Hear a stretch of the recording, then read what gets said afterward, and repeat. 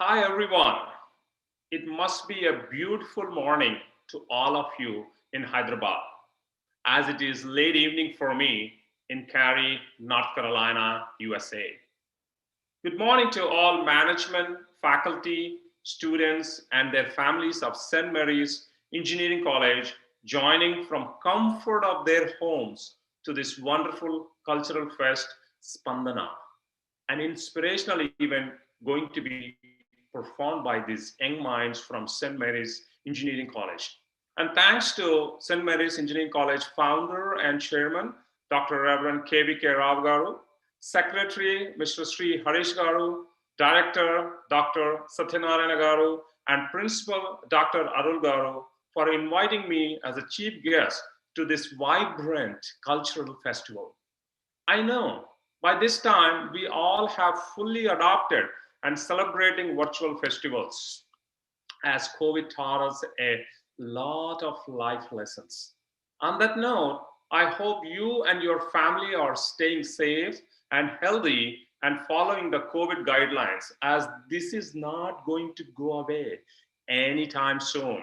And we need to learn how to live with it, just like how we have been adapting to live with machines in this modern era.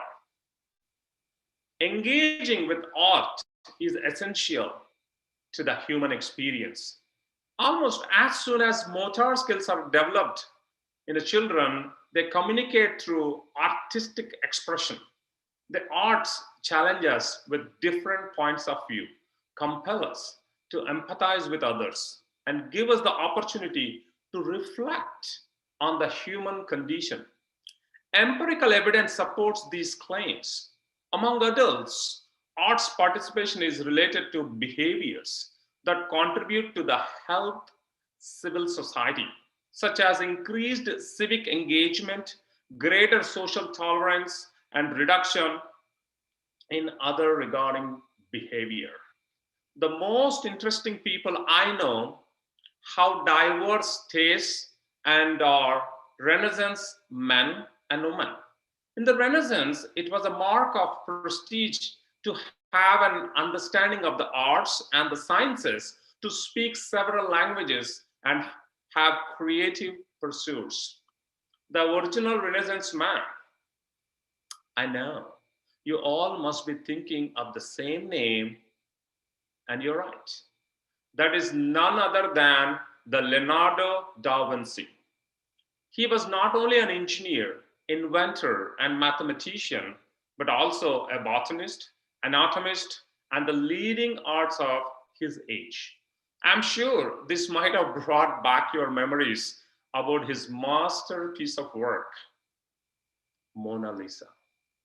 But how closely our engineering and arts are linked in today's world?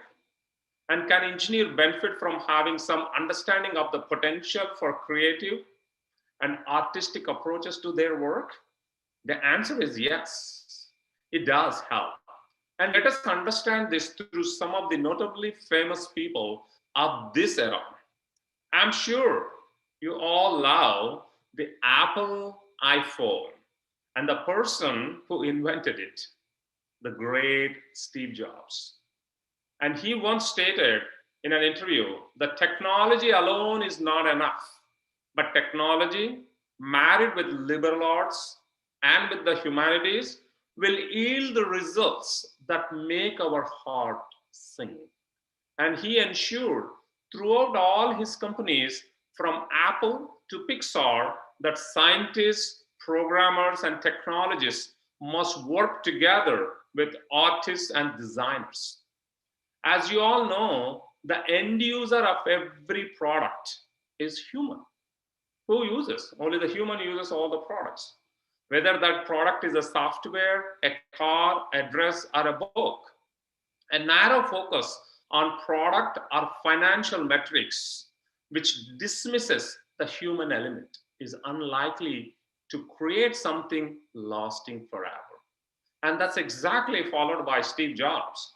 And we can see the result. Today, every person on this planet likes Apple products, iPhone, iPod, MacBook, or whatever you are interested. but there is a tremendous usage of these products everybody likes. They never say, do you have a mobile phone? Do you have an Apple phone? So that's how he created the charisma, because he was thinking the final element of human who is actually using. So the design thinking, the creative thinking is vital. Just to give you an example, as I'm in USA, I've been working with many of the Silicon Valley companies. So one of the companies, Noble.ai, a California-based company which makes artificial intelligence to enable faster and cheaper research and development for the likes of Boeing, is predictably full of engineers. Less predictable is the fact that around a quarter of its staff are artists and designers. Dr. Matthew Levy, CEO and founder of Noble.ai, says that his emphasis on aesthetics means that the products they make have to be beautiful and pleasing to use, as well as technologically advanced. He always say, I don't think our product could be successful if we don't think about how people would be interacting with them. The people who use our products are human and they have a wide range of interests. So it is important not to have a narrow focus. I can also give another example. I think you all know the famous electrical vehicle in the world, Tesla. If you look at it, the Tesla and the founder of Tesla, Elon Musk, he more focuses on technology, but he also gives same importance to the design and the creativity of the vehicle so that it should appeal. Because even though it may be very good advanced technology, but if it does not appeal, you may not like to use it. So the aesthetic look is very, very important.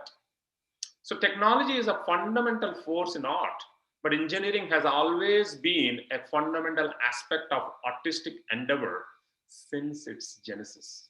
Artists and engineers have long worked together and learned from each other. Artists are often the first to use new technologies. If they don't invent them, whether it is the technology of carving a stick or producing a color from a chemical. I'm sure you all might have witnessed the engineering marvelous in our own Telangana, Kaleshwaram lift irrigation project, which made Telangana visible with pride in the entire world map. I think recently even the History Channel also showed about our Telangana, about this Kaleshwaram project. So the engineering is definitely marvelous, but if you look at it, how they design, the artistic nature of the design has invariably made a pride of entire Telangana in the global scale. So I would say STEM, STEM, which you all know, science and technology, engineering and mathematics, is important. But I strongly feel STEAM, I added A to the STEM, which stands for arts, is more important to shape the life of a person and the community. That is the reason the world famous engineering college, can you guess which is? Of course, you all say St. Mary's, no doubt about it. But we also know MIT, the Massachusetts Institute of Technology. It also created the interdisciplinary media lab back in 1980s and built a new center for art and science and technology in 2012. MIT has always incorporated the arts as a conduit of innovation, as the arts are essential to the creative environment of research institution renowned for science and engineering, and they play a powerful role in fostering flexible thinking, disciplined collaboration, and creative departures from the norm. As per the recent survey done by LinkedIn, I'm sure you all may be using LinkedIn. If not, please start using, because you all are engineering students, and when you want to advance your in the job market or advance your career path, LinkedIn is the very good professional network. You all may be using other social media, but I strongly advise you all to have an account in LinkedIn and start connecting to all the people. I spend a lot of time in LinkedIn in networking, because that's how all the entrepreneurs are network, and we discuss on different topics. So please do. So one of the LinkedIn survey, what they did was, people with creative minds and artistic skills are becoming successful as software developers, in Silicon Valley because the philosophy behind liberal arts, which encourages the diversity of skills and flexible critical thinking, transfers to the workplace in various forms.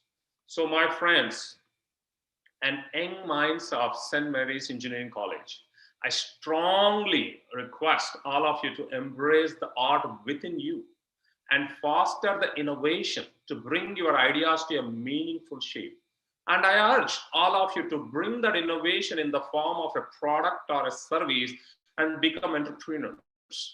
In historically, we always say Silicon Valley is in the front end for the innovation, but last few years, you may be wondering, many innovations are coming out of India and especially from Hyderabad and Telangana. So we don't know, one of the entrepreneur or few of the entrepreneurs may be sitting right here. So that's why I request you all to foster this thinking, as we need these young minds to change the world. I congratulate all the performers at this wonderful Spandana for inspiring everyone and going to inspire with many more performances. And finally, I would like to end my speech with my mentor and ex-president Abdul Kalam's quote. To all young people in the world, especially to the young engineers of St. Mary's Engineering College, have courage. Have courage to think differently. Have courage to invent, to travel to unexplored path. Have courage to discover. Have courage to discover the impossible, to conquer the problems and succeed. Thank you for giving me the opportunity to part of this vibrant event.